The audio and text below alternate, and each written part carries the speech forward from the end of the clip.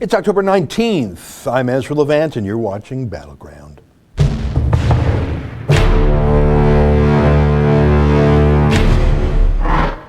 Well, hello, everybody. My name is Ezra Levant. I am the Rebel Commander here at the Rebel.media, and every Friday at 12 noon Eastern, I like to sit down and do what's called a YouTube live chat. Super chat is actually the phrase they call it. It's a live chat, but it becomes super when you make your comment on the right-hand side of the screen there in a bright highlighted color.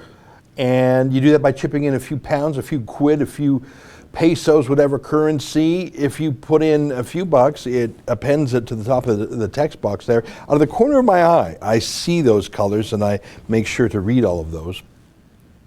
The good part about it is that we actually get 70% of the dough. So that helps pay our bills here, which is rare to make money from YouTube if you're a conservative commentator. As you probably know, YouTube demonetized conservative commentary in February, March of 2017. It was their way of punishing that part of the internet that helped make Donald Trump president. Today, we've got 59 minutes, and I'm going to take questions, as I like to do on Fridays. I do have some videos I like to talk about first and show you, and I want to tell you some news that's just a few hours old out of Old Blighty. In the United Kingdom, in the Huddersfield rape gang, results are in. Here's the headline: Huddersfield grooming, 20 guilty of campaign of rape and abuse. And you see the faces. Is there anything they have in common? Is there anything in common? I don't know. Look like they're from all walks of life, don't they? I jest. Here, let's look at the BBC story to that effect. Why don't you scroll down a little bit here, and I'll read it. 20 men have been found guilty of being part of a grooming gang that raped and abused girls as young as 11 in Huddersfield. The men were convicted of more than 120 offenses against 15 girls. Now, this is what's so important, this next line. This is what people in North America don't understand. These weren't like smash and grab rapes in a back alley. These weren't crimes of opportunity. This is the key part here. Victims were plied with drink and drugs and then used and abused at will in a 7-year campaign of rape and abuse between 2004 and 2011. At Leeds Crown Court, the ringleader, Amir Singh Dhaliwal, 35, was jailed for life with a minimum of 18 years. Other members of the gang were jailed for between 5 and 18 years. Details of the men's convictions and sentences can only now be published after reporting restrictions on a series of trials were partially lifted. During the 3 trials, the jurors heard how the men, who are all British Asians, that's what they call Muslims or Pakistani men, although there was one Sikh man involved, and were known by nicknames such as Dracula, Beastie, and Bully, preyed on young, vulnerable girls, one of whom was described as having the mental age of a 7-year-old. Jailing 16 of the men earlier this year, Judge Jeffrey Marson, QC, said the way you treated these girls defies understanding. The abuse was vile and wicked. Scroll down a bit. There's something that one girl said of how she got into it. A little bit further down. And this is why I'm talking about this. Look at that. In May, the former leader of the English Defence League, Tommy Robinson, was arrested for reporting on the case live on Facebook during the second of the trial. Scroll down a little bit further. I want to read from under the photo there. Such were the men's hold over the girls. One woman said her child cracked her head jumping from a first-floor balcony at their home in order to get out after they ordered her to meet them. The girl later told police, "Every time I went out, something bad happened. I risked my life every time. I was a mess." Another victim, who only escaped the abuse when her family had to move following a house fire, said, "It was the best thing I ever did." And that's bad, saying that burning your house down is the best thing you ever did. These girls, understand, these are not women. These are not women of the age of majority. These are girls physically as young as 11.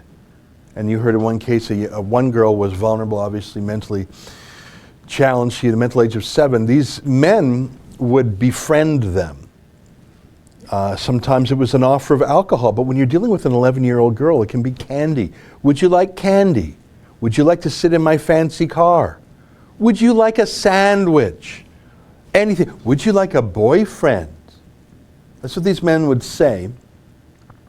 And then they would say to the girl, well, in return for the candy I gave you, in return for the cigarette I gave you, in return for the ride in my car, will you send me a topless picture?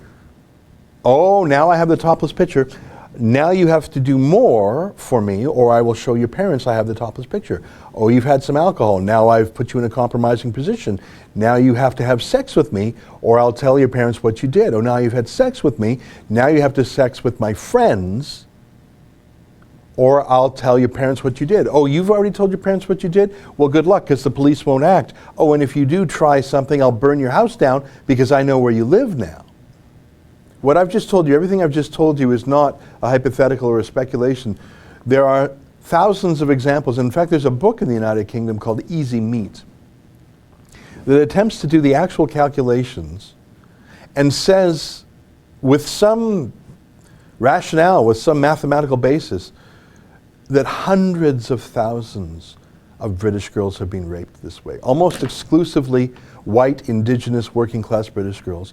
And the rapists, put the picture up of the rapists again, almost exclusively Muslim Pakistani men. In this case, I believe there were, put the BBC picture back up, please. In this case, there were, I think, 2 women charged and 1 Sikh man charged, but the rest of them are Muslim. In fact, scroll down to the very end of this story. They list the names. Let me read for you the names. I told you about Amir Singh Dhaliwal. He was the ringleader. Irfan Ahmed, Zahid Hassan, Mohammed Kamar, Mohammed Aslam, Abdul Rahman, Raj Singh Baran, the other Sikh, Naman Mohammed, Mansoor Akhtar, Wikas Mahmood, Nasirat Hussain, Sajid Hussain, Muhammad Irfaz, Faisal Nadim, Muhammad Azim, Manzoor Hassan, Muhammad Akram, Nizad Ahmed, Asif Bashir, Muhammad Imran. Well, there's 5 or 6 Muhammads there. No wonder they had to give them nicknames like Dracula and Beastie and Bully. You couldn't just say Muhammad. You say, well, which Muhammad? And the reason I tell you about this is because it was this very case, the trial of which Tommy was standing outside the court after the trial was over, on the day of the verdict. Tommy was outside the court, and he was live streaming, and there were no other reporters there. The trial was over. Tommy was careful not to step on the precincts of the court. He was careful not to say the men were guilty. He just called them accused or alleged rapists.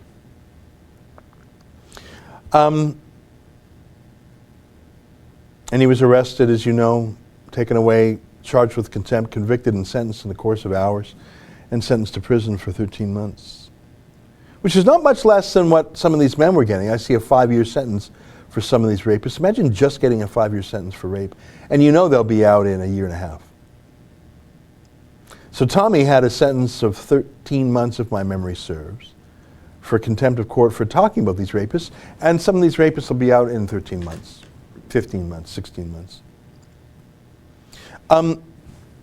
It is a fact that in the United Kingdom, with jury trials, that the jurors are told, don't consume outside newspaper, don't do your own research, just listen to the facts in court. And that makes sense, because you don't want a juror to be persuaded by information that is not tested in court, that is not proved true.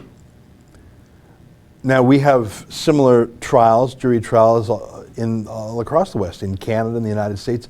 In Canada, jurors are ordered not to read newspapers, not to consume social media on these things, but the general public is not told, you may also not know.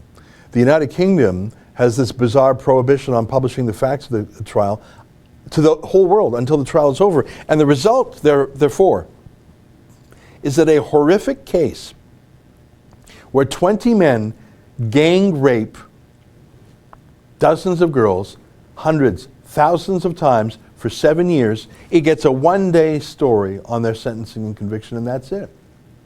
1 day.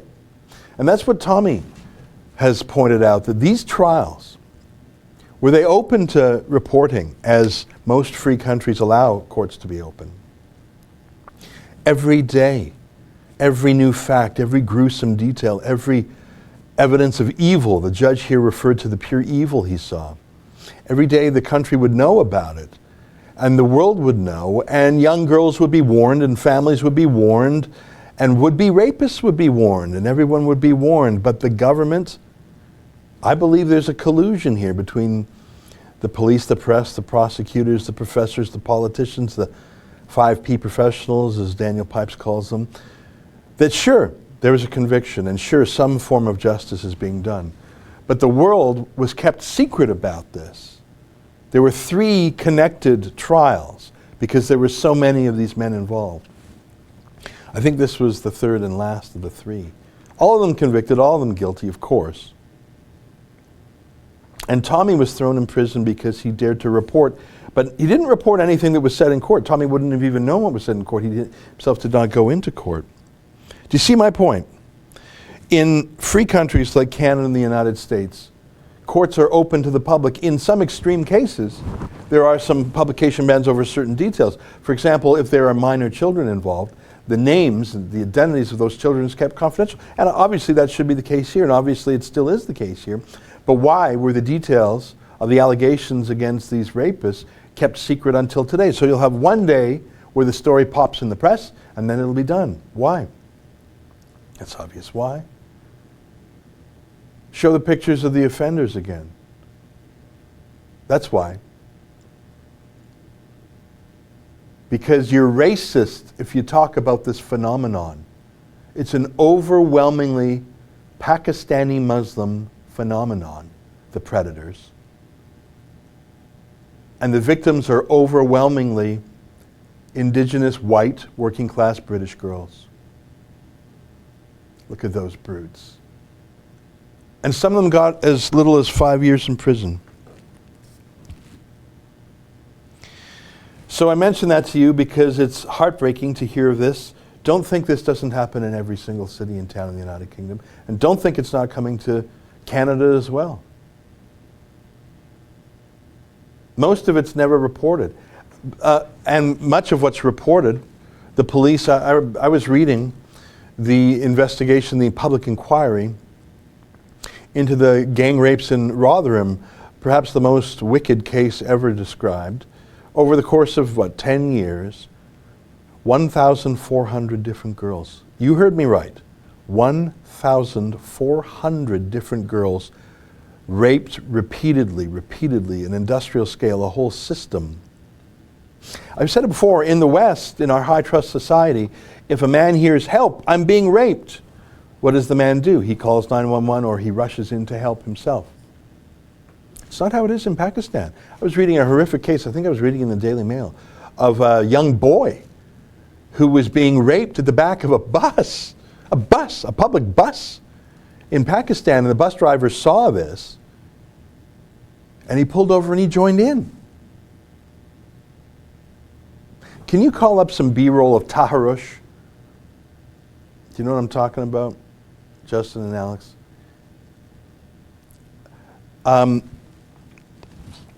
I see a super chat from Primus81 for $2. Thank you for that.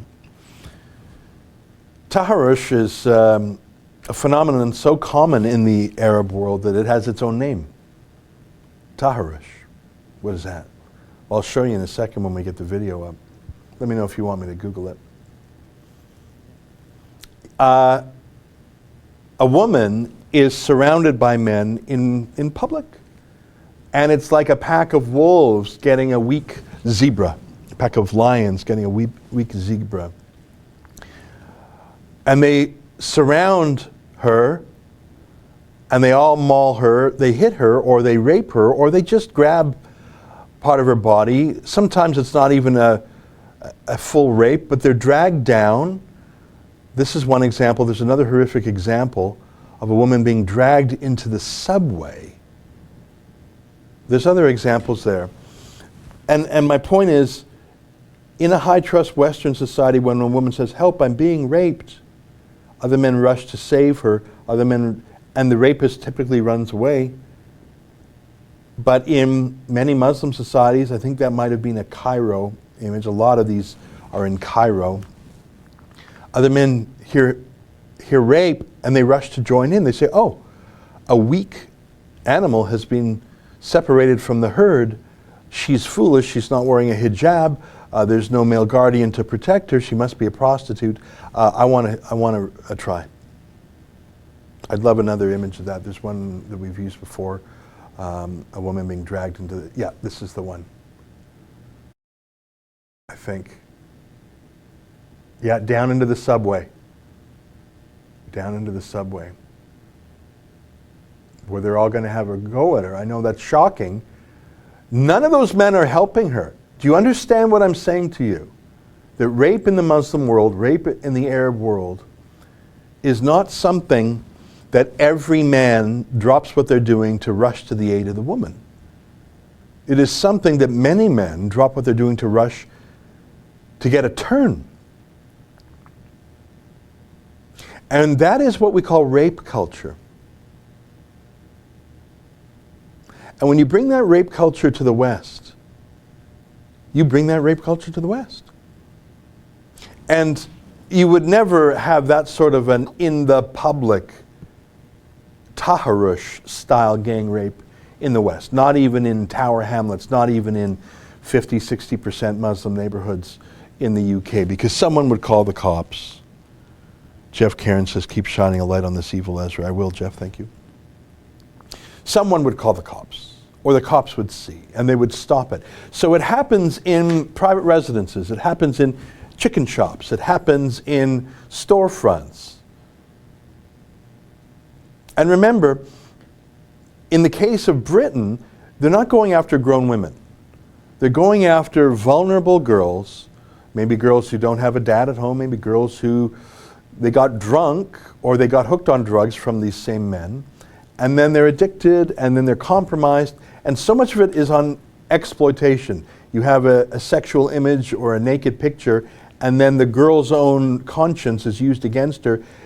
If you want to save your honor and the honor of your family, you will do this for me and my 20 rapist friends, or I'll come for your parents, I'll embarrass your parents, I'll post this on the internet, whatever. In the city of Rotherham, 1,400 girls over the course of a decade. If you read that public inquiry, you'll see that one mom literally went into one of these rape rooms and dragged her daughter out and dragged her to the police station and told the police what was happening right then in real time. And the police said to the mom, you get out of here and you shut up, lest we charge you with child neglect. Your child is obviously drunk, you've obviously neglected her. You get out of here and you shut your racist mouth, or we'll charge you with child neglect. That's a fact. I'm not making that story up. You read it. You Google Rotherham inquiry. It's a huge document. Read it. And read time and again. Social services, doctors, nurses, social workers, again and again. You don't think this is detected quite soon. It is. And time and again, the establishment, the 5P professionals say, oh, well, didn't want anyone to call me racist. So they would rather have rapists than to be called racists. And 1,400 girls were abused, really turned into sex slaves. And that's the justification for it. Many of these men, when they're accosted, when they're arrested, when they're charged, even sometimes in trial, they give an Islamic justification for it, because as you likely know, the Quran, and Muhammad particularly, permits rape slavery. It's what we saw in ISIS.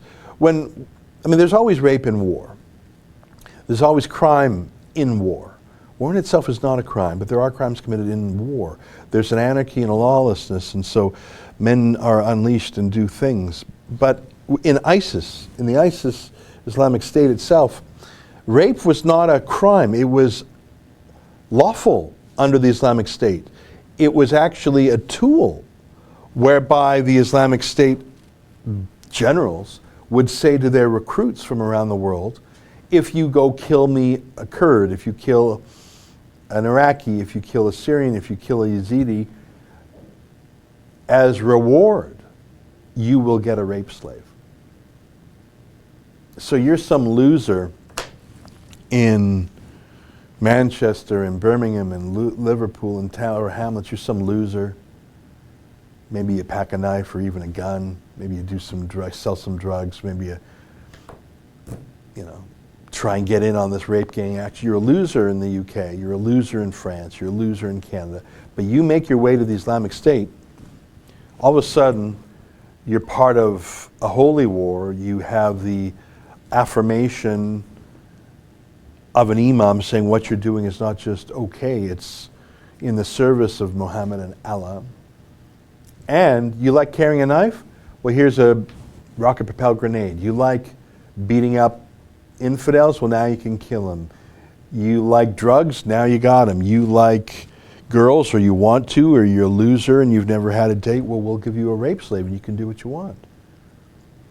The ultra-violence, the drugs, the rape were not an incidental part of ISIS. They were not only designed to terrify the enemies of Islam, but they were designed to recruit the perpetrators of terrorism. If you read the Quran itself, it is a terrifying document which is part of its purpose. And the Islamic State was doing nothing that Muhammad himself did not do in his time, including their characteristic decapitations. I see it's 12:21. 554 folks are watching. Thank you for tuning in. It's 12:21, excuse me. I'm coming to London, by the way, for Tommy Robinson's trial on Tuesday. We have it confirmed that the matter will proceed in full. When I was there on October 3rd, I think it was, the hearing was 19 minutes long. It was pretty quick, 19 minutes. I mean, I just got seated. But it was still worth going. It was amazing to see, I estimated 1,500 people outside cheering for Tommy. I think I counted 16 Antifa protesters, if my math was right. It was hard to see because they were so outnumbered by journalists and police. It was very exciting to see all that support for Tommy. It was a crushing crowd outside the Old Bailey. I don't know what it'll be like this time. I'm sure it'll be just as big. I don't know what kind of organization, if any, has gone into bringing people out. I will be inside the court, and I'm happy to say, when you put up Real Reporters, we've set up a website called realreporters.uk. Let me read it to you. Help crowdfund Real Reporters for Tommy Robinson's trial. Let me just show you the faces there. On the left there, do you recognize that gal? Her name is Cassandra Fairbanks. She's with the Gateway Pundit out of Washington, D.C. And then the next fella there with a goatee, his name is Avi Yamini. He's with the Australian News Network. He is a YouTuber, and he's a pro-Tommy guy like me. He's from Melbourne, Australia. And then that gal there in the middle, her name is Candace Malcolm. She writes for the Toronto Sun. She is the founder of the True North Initiative. She's from Canada and California. And then that fella in the middle on the right there, his name is Andrew Lawton. And he formerly the host of the Daily Talk Show in London, Ontario. Sun columnist, other things. I can't remember all the things he's done. He also is with the True North Initiative. And then, of course, there's our man Tommy on the right. So what's my point? What's my point there? Well, when I was in court last time, I felt outnumbered. Okay, you take that down now. I felt outnumbered because it was me, and I counted 8 mainstream media journalists there. But they weren't really journalists. They weren't really reporters. They all loathed Tommy Robinson. Like, look, I understand you don't like Tommy. That's fine. But to hate him with a vendetta and not recuse yourself from a story, like, is it really ethical to report on a story, especially a story as important as Tommy's, and a case as important as his, where, his life is in the balance. He might be sent to prison, might die in prison, to try and kill him in prison. Is it really ethical to be a total Tommy hater, like I'm talking obsessive hater of Tommy, and to posit yourself as a neutral reporter? Those were not real reporters. Those were people with a long-standing vendetta. And even if they themselves, the reporters themselves, weren't malicious towards Tommy, well, their editors were. I mean, you surely saw the Sky News interview with Tommy that they literally cut and pasted. They edited unethically to change what he said and to lie in the headline. Tommy was talking about a video shown to young girls in Holland warning them about these rape gangs. And the interviewer said, well, are you not worried that that causes fear in these girls? And Tommy says he didn't mind if it caused fear in the girls. That's the whole point of the video, is to scare them straight.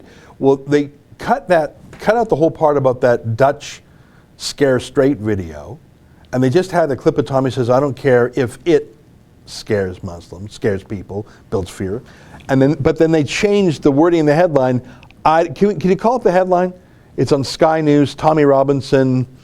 You can find it in a second. I don't care if I make Muslims afraid, or whatever it is. They lied. They absolutely, it was not a mistake. It was an absolute lie. Tommy was talking about a scare that the girl straight video in Holland. He said, it. I don't care if it. Yeah. But look at the headline they put.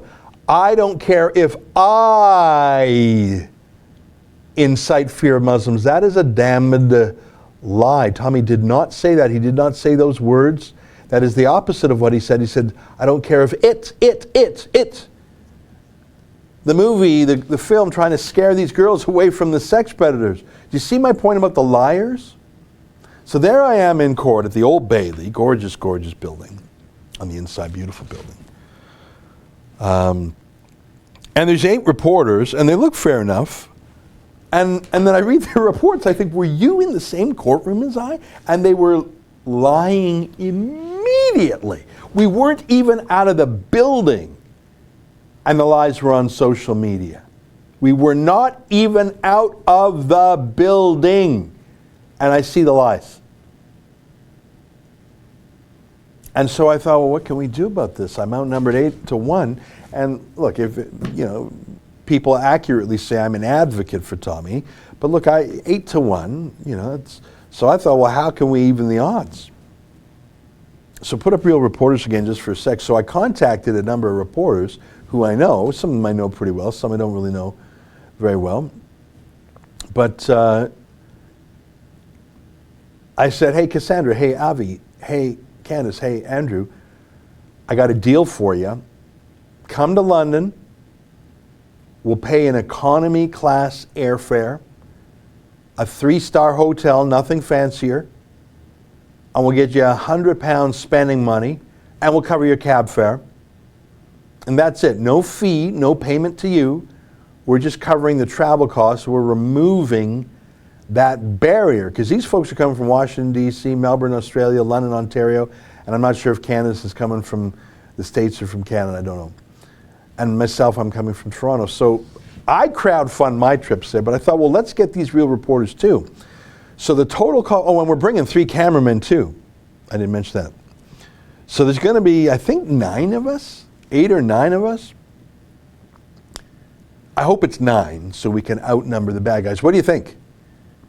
I think the total budget's $17,000. I haven't checked, I haven't added up, and frankly, I haven't got all the receipts, because these folks are going to be in the UK, and I said we cover £100 of incidentals, sandwiches and stuff, whatever. And I'm sure I'll buy them a drink or whatever. But, it's important, I didn't mention this, I will have no editorial oversight over what they do. Their only requirement is you got to attend the trial and you got to do some journalism about it, but I don't care what they say, because I trust them. I don't even care if they like Tommy. I just want an accurate report. You see what I'm saying? Because the 8 journalists who were there on behalf of the media party in the UK, they may be outstanding technical journalists, but I don't trust a word they say, because I've seen with my own eyes the chasm between what actually happens and what they report happens. What I know about these journalists that we have to bring in from Australia and North America, it's the colonies coming back to the empire, ain't it? To give a bit of a hand. Do you see my point? I don't know Cassandra well. I don't know Avi at all, really. I interviewed him for the first time last week. First time I ever talked to him. I don't know these people. I know Andrew sort of. I know Candace. She's been on the show before. But I can't say I'm close friends with any of these people. And I haven't even asked them. That's important. I should let you know I haven't even asked them their opinion on the Tommy trial. I just know that they are straight shooting reporters. And that whatever they say, even if they're critical of Tommy Robinson, it's going to be more accurate than this pack of malicious vendetta, vengeance journalists in London. That is a fact. It's also a pitiful fact that we've literally got to import real reporters to London to get the job done. You must, surely, if there's any Brits watching this, you must admit that's bloody pitiful. That to get a real report out of London, we got to bring in people from the Empire. That's what I'm calling Australia, Canada, and even that rogue colony, the rogue 13 colonies, the Americans. Would you not agree with me how pitiful that is? All right, it is 12:30. Half the show is done. We've talked about Tommy Robinson. We've talked about real reporters. If you want to help cover the cost of those $17,000 worth of flights, I'd be grateful.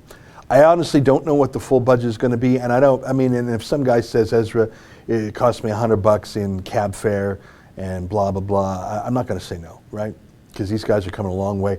Avi Yamini is flying 25 hours each way. I think it's something like that. That is a long journey. The court itself will probably only be 5 hours. So there's a guy, I complain about my 7-hour flight from Toronto.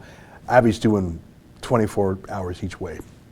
So if that fella says, Ezra, here's an extra $50 I want you to pay for my meals in the airport layovers, I'm not going to say no to him, right?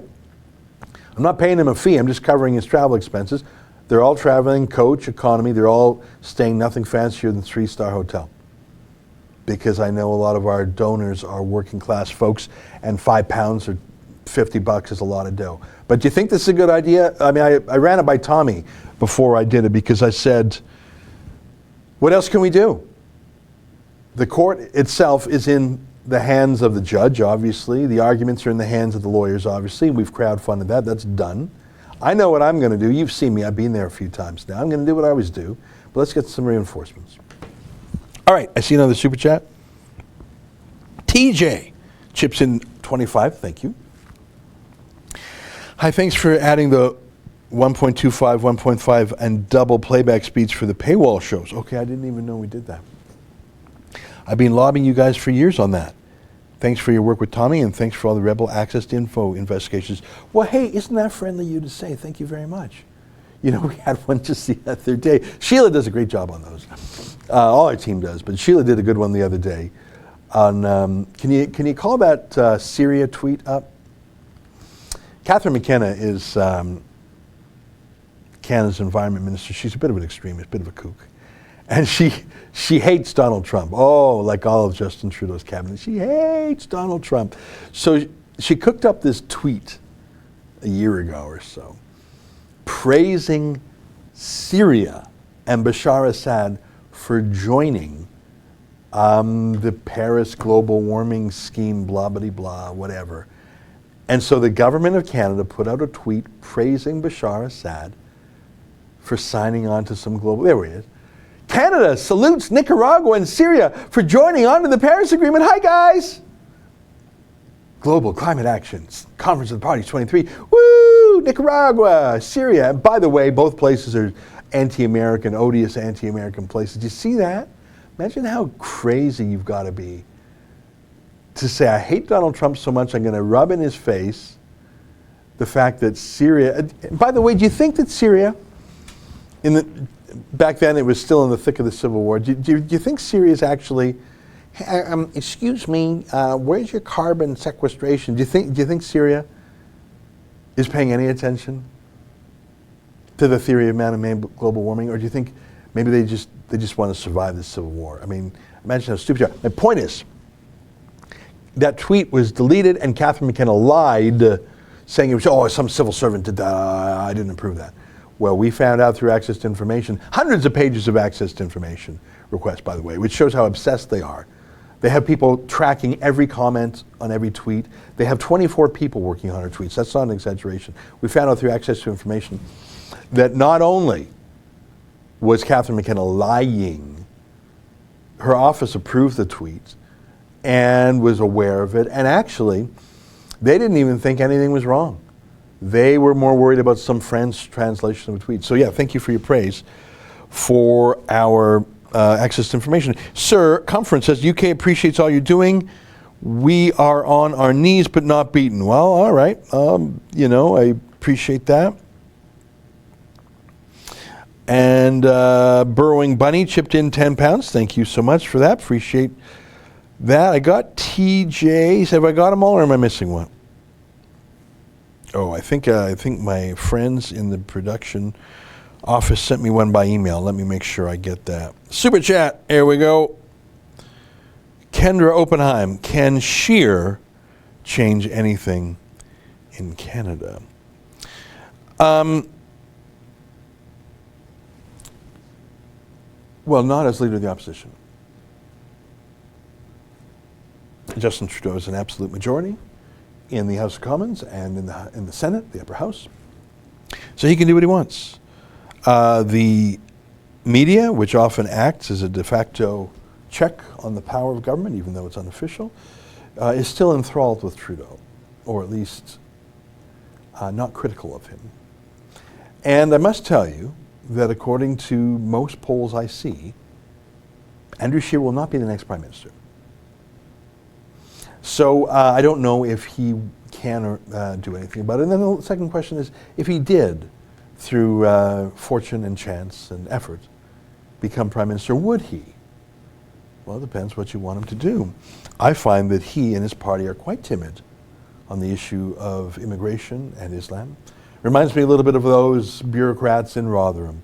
They would rather turn a blind eye to problems than risk being called racist, especially by our state broadcaster here. Okay, so 36. One more super chat from Gat Zooks. Thank you, Ezra, for your unwavering support of and coverage of our British lion, Tommy. The world is waking, watching, and mobilizing. Well, that's the second obvious reason. I mean, so obvious maybe I don't even need to mention it. You bring in 4 or 5 journalists from around the world. Not only are you a counterweight to the lies of the UK media party, but you're spreading the story of Tommy to Australia, to Canada, the United States, to new audiences. And maybe you are waking them up not only to the threat in the UK, but to early warning signs in their own countries. I'm especially hopeful of Cassandra Fairbanks, who is right in the heart of Washington, D.C. And she has a very interesting following. And I look forward to her reportage. And I hope it lights a little fire of interest amongst her circle. I mean, you know what a Venn diagram is, right? It's circles that overlap. And the idea here is obviously there's some overlap between me and the journalists we're bringing, obviously. But there's not a lot of overlap. The whole idea is to expand the circle. So not just to emphasize, but to spread. Not just depth, but width.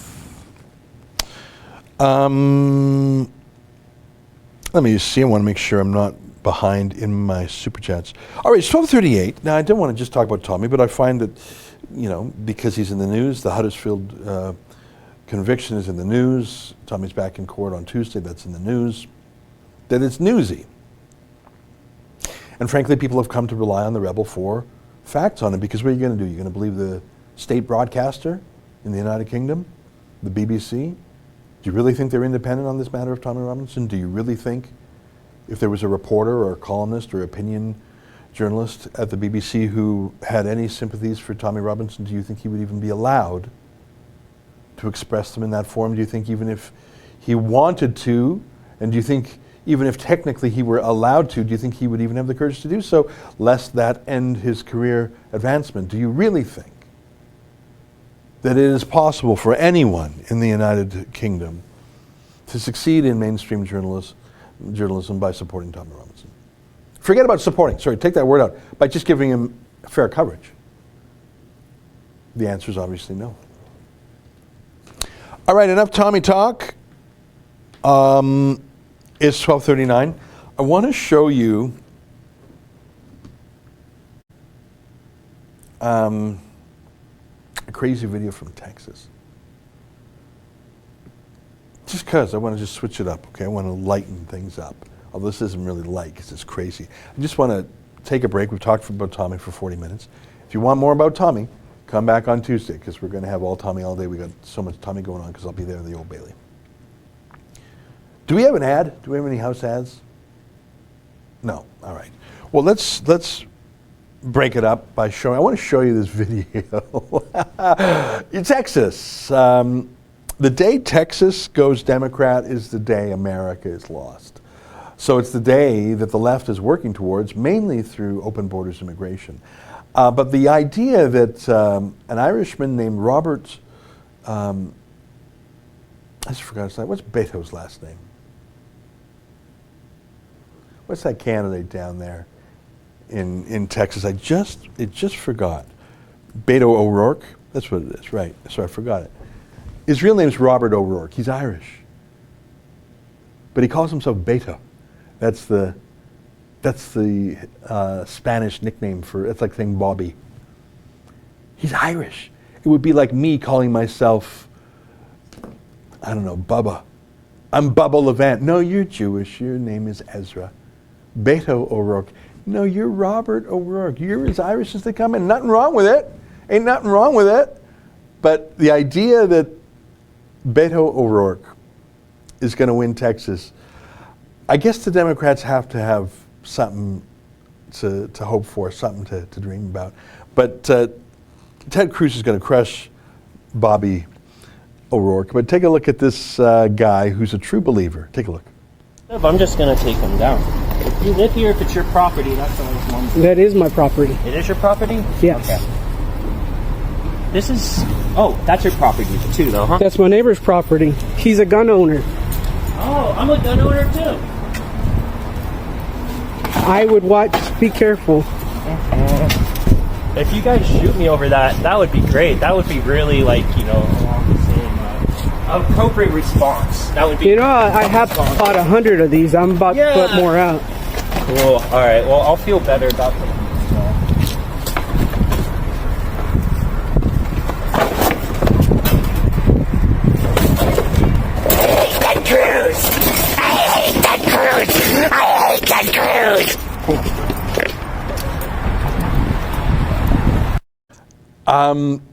Was that from The Exorcist or something?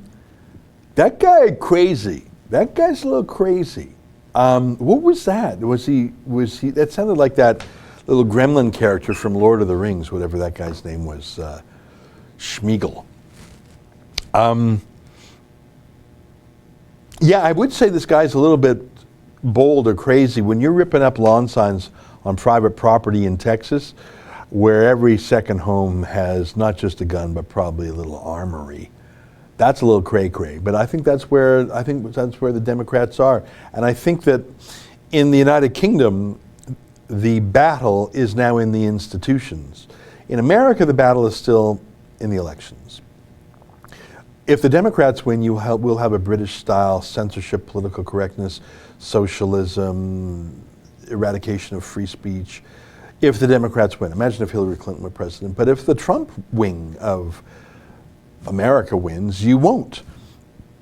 And so you have this battle on the streets, the mobs. It's exciting, it's terrifying. I think there's going to be some assassinations. I hope they don't kill Trump. They tried to kill a Republican named Steve Scalise. They shot him and injured him. I read reports of Democrats physically attacking Republicans at least once a week. I just hope no one's killed, but I think it will happen. I see a new super chat from Flat Dark Earth, who says, "Hi Ezra, loving the newer Rebel contributions like Markota and Bexty. Keep on reporting the truth. How do you take applications?" Well, thank you for that. Look, it's tough hiring because we have no money. So that's the biggest thing. And so we like someone who can help pay their own way, and we do that through crowdfunding and things like that. Budget is the number one issue. As you know, we don't get a dime from the government, unlike Maclean's, unlike CBC. We don't get regulatory payoffs like CTV and Global do. We just don't. We have no corporate sugar daddy. We just rely on tons of individual donations. So if you're someone who can spur that in our viewers, then send us an email to careers@therebel.media. But you got to have something that connects with our viewers in a way that make you want to support you, because that's how we pay the bills around here. It is 100% viewer supported, which is a very tough way to earn a living. I sent an email to the whole staff today, and I counted, and I think we have 24 names. And that's a lot of payroll, and so we rely on it. So could we have 25 names? Well, sure, but we would want that person to be talented and have a message that really resonates with our people. So yeah, careers at therebel.media. It's 12:45. I'm going to put aside, I got a couple more videos, but I'm going to put them aside. And I'm just going to dig into the comments, because we got 15 minutes. And so I'm just going to read comments. Obviously, if you want me to read yours, just make it a super chat. Chip in a few pounds, a few dollars, a few pesos, a few rupees. We've seen that. A few rubles, I think we even saw once. Mexican dollars, we've seen that. So let's just go through. I'm just going to go through some of your chats, and if you want a super chat, I'll get to it right away. Melvin Tyndall, I am Soldier X. Thanks, Ezra. I am Soldier X. Can we call up IamSoldierX.com? That's something Tommy's been working on. Did we show that? Did we show the Tommy last week? Yeah, we showed the video of Tommy at a truck stop, gas station, service station as they're called over there. And some soldiers took some selfies with him, and the Army called in these soldiers and said, yeah, just keep strolling slowly through these. We got hundreds of them.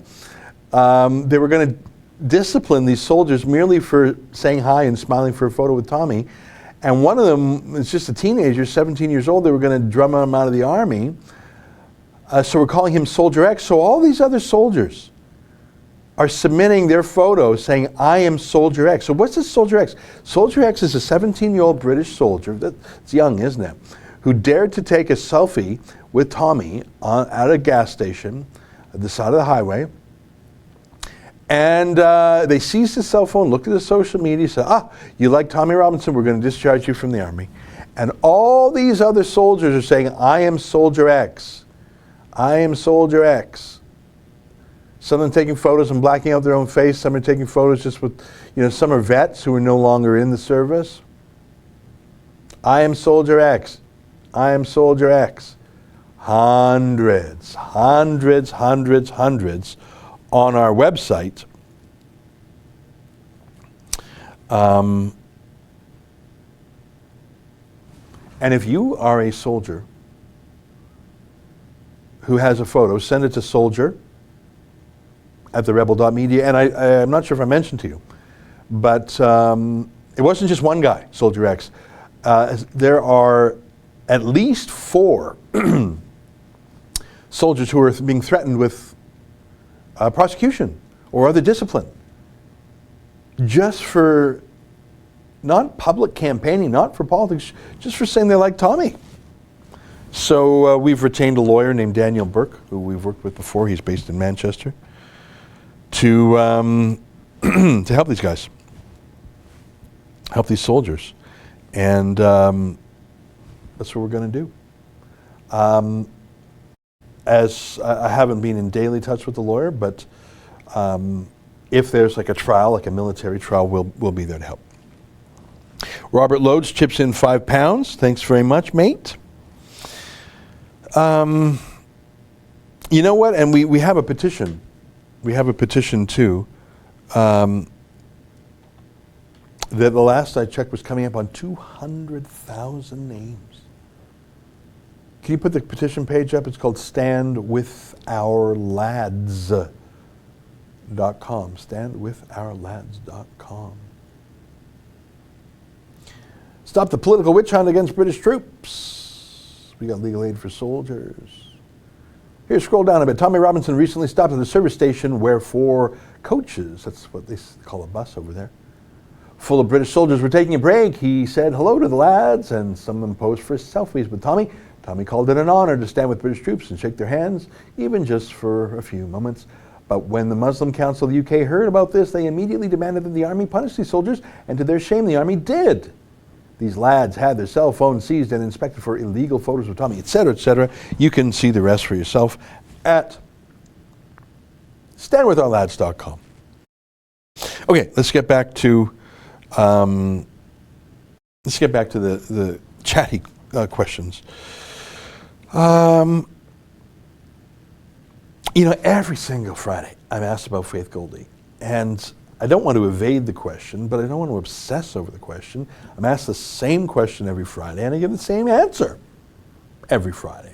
Actually, I have a new wrinkle to the answer because N.J. Grant says, Ezra, and it's in all caps, which are the best comments. Ezra, why did you tell your staff not to report on Faith Goldie? Well, I will answer that question directly. As you may know, we fired Faith Goldie just over a year ago, not for political correctness and not for being too right-wing, but for saying things that were unacceptably racist. She went on a podcast on a neo-Nazi site called the Daily Stormer. That was named after Der Stürmer, which was Hitler's propaganda rag.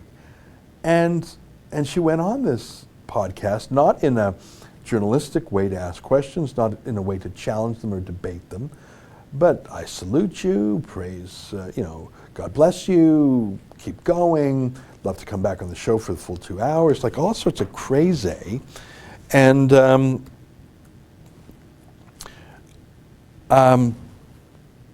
kept that a secret from me, hid that from me. She went down to Charlottesville for this Unite the Right, alt-right racist rally. I told her not to go even as a journalist. I said there's no way good can come from that. You'll be painted as a racist just by being there by the mainstream media. Just don't go. She, contrary to my directions, she went. Now I didn't fire her for that because I don't think it was a firing offense. I'm just going to send these guys a tweet here because I'm going to read this tweet. But she hid the Nazi thing from me, which I think shows bad faith, and she shows that she knew she was doing something she shouldn't. She only brought it to my attention when a national newspaper reporter was about to write about it, and her first words to me were, I know I have to resign. And I said, no, I have to fire you. And we had a friendly enough goodbye. I was shocked by this. A month later, I called her up and I said, look, I don't have a beef with you being against extreme multiculturalism. I have no beef with you being against open borders, immigration, or globalism, or things like that. That's my view as well. But you have to pull the stinger out of going on a neo-Nazi show and praising them. You just got to take care of that. That's the problem. And she was adamant she would not. And in fact, over the course of the next year, she went deeper and deeper down that racialist road. And I thought, geez, what is she doing? And for a year, she went down that path. And then about 2 months ago, she just said, oh, let's just pretend that just didn't happen. And I'm just going to scrub my Twitter feed and just pretend the last year didn't happen. Well, you can't do that. You can't go on a one-year racist bender and then say, okay, I'm done, and now I'm going to run a normal conservative campaign for Mayor of Toronto. By the way, a majority-minority city. You can't just do that, and you can't go on the Daily Stormer and say, I salute you, God bless you. You can't do a whole racialist bender, say the 14 words of white nationalism. You can't do that and then expect the world to forget about it and immediately take selfies with every visible minority spot on the street to try and muddle things. You have to you have to reconcile that. If you made a mistake, you have to explain why it was a mistake and what the mistake was and why maybe you did it and why you no longer have that view. You just can't, even if in your own mind you can psychologically wall off that, the rest of us can't. Did you guys get the tweet I just sent you? Can you put this tweet up on the screen for a second? So yesterday, Jake Tapper took a shot at Faith Goldie. Scroll back up here. So Jake Tapper of CNN did a tweet about Faith. And it says, Stephen King endorsing Faith Goldie. Here's Rebel Media explaining why they fired her for doing an interview with neo-Nazi Daily Stormer. So that's him linking that, and that got a little bit of action. Faith responded. This is very interesting to me. Hey, Jake, we've all written things we regret. Here's you slut-shaming Monica Lewinsky to further your career. Sad little man. And actually scroll down, because Monica Lewinsky, believe it or not, joins this fray here. Keep going down. There's Monica Lewinsky. that Monica Big Mac, Ditzy Bimbo, that woman Lewinsky, that's actually her with that crazy name. You can see it's a verified account. Hey Faith, as the subject of the piece, thought I'd let you know that far from being slut-shamed by this story, I was grateful for it. Jake knew me, not well, but knew me better than anyone else writing about me at the time. So this was quite a little debate back and forth. But go back up, I want to read Faith saying one more time. She says, hey Jake, we've all written things we regret. Well, what does she regret? She's so adamant she has nothing to apologize for. She's made at least one video saying she has nothing to apologize. What does she regret? That's a little late. The election's on Monday. Less than a week before the election, is saying you regret it. Why didn't you say that a week ago, a month ago, a year ago? What did you regret? Scroll down a bit because she sort of reiterates that point here. She responds to Monica Lewinsky, the point is we all make mistakes when we're young. Well, hang on. Young, like, I'm talking about mistakes you made 2 months ago, not when you were like 21. You're a woman in your mid-late 20s or whatever. The point is we all make mistakes when we're young, don't we, Monica? Why did Jake apologize for that piece about the chubby ex anyways? Did little Jake call you in to fight for him? I'm for women who stand tall, not those on their knees. Okay, so I like the banter, but my point is, what mistake did Faith think she made, and what does she regret doing? Because that needs to be aired out. And I think that she did make mistakes, and I've elocuted what I thought she did wrong to you. I haven't weighed in on this. People want me to weigh in. Why would you want me to weigh in? I fired Faith. The reasons I fired her persist to this day. She has said and done things that are beyond the pale in my view, and I was a super fan. She was my favorite employee. Why would you want me to opine on this week after week? Funky Monkey. Hi Ezra, I sent you some loot because I can. Well, I appreciate that, Funky Monkey. And then, I'm sorry, I can't read that language. I don't know if that's... It says, also, you got to tone it down with the Israel gushing. I am for Israel, but like David Prager has said, criticism of the bad thing they do is not Jew hate. Well, I don't think I talk about Israel that much. When was the last time? When was the last time I did a show about Israel? I can't even remember. When was the last time I did a video about Israel? I honestly can't recall. I went to Israel in June, July. I did a bunch of videos from there, but that's because I was there. I think Israel is generally right. It's the only liberal democracy in the region. It's only a place with equality for all religions and races.